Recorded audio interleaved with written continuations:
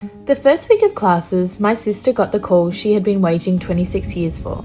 I wanted to go fabric shopping with her, and although she rarely responds to a text in less than a week, she had mapped out our route up and down Brunswick Street within half an hour. Each store we visited had a particular hum to it, but one stood out in particular. It was a little shop with a sign out front that read Specialty Fabric Store. We were exploring rolls and rolls of fabric when I found a green and blue material dotted with tiny pom-poms.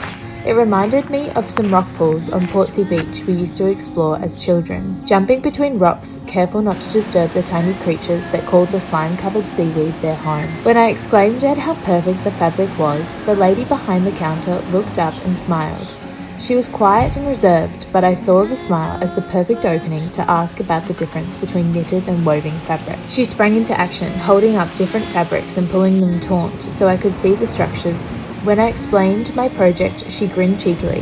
Well, I'm only supposed to give you 5 swatches, but I think you'll be needing more than that. I ended up leaving with 8 swatches, including one that she insisted I take because they looked like butterfly wings, and another that I had always reminded her of tree roots.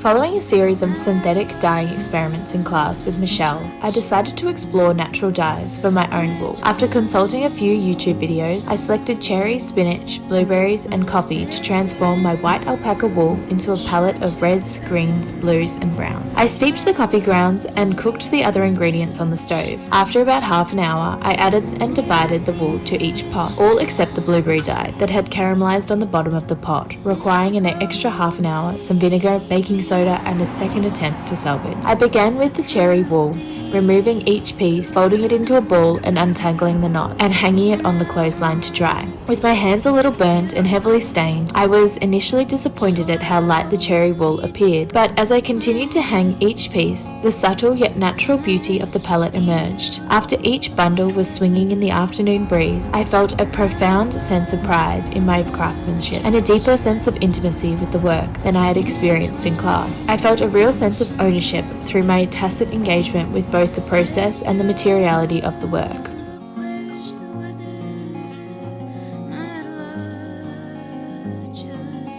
I was walking along a path I have taken many times before, sometimes running, other times with mum or dad, but today I was alone. The path overlooks a beautiful view across the bay, where on a clear days like this, the city is visible on the horizon. The night before, a violent storm had torn through the neighbourhood. I had heard on the news the winds were predicted to reach 160 kilometres per hour. Even the towering palms had surrendered to its force, their heavy branches scattered in tangled drifts that obscured the sandy track. My attention drifted as I picked my way through this graveyard of branches, until it was suddenly arrested by a fragment of bark detached from the root of a fallen palm. Its fibers twisted together into a weave, uncannily echoing the woven structures I had been labouring over on my loom. In that moment, the encounter exceeded resemblance. It embodied a recognition of weaving as a gesture of matter itself. As I look around, more and more of this discovered fabric appeared, layered across the fallen trees, as if the storm had revealed a hidden logic.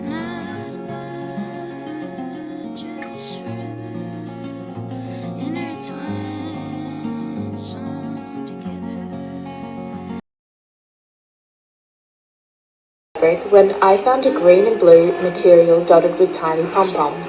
It reminded me of some rock pools on Portsea Beach we used to explore as children, jumping between rocks, careful not to disturb the tiny creatures that called the slime-covered seaweed their home. When I exclaimed at how perfect the fabric was, the lady behind the counter looked up and smiled. She was quiet and reserved, but I saw the smile as the perfect opening to ask about the difference between knitted and woven fabric. She sprang into action, holding up different fabrics and pulling them taut so I could see the structures. When I explained my project, she grinned cheekily. Well, I'm only supposed to give you 5 swatches, but I think you'll be needing more than that.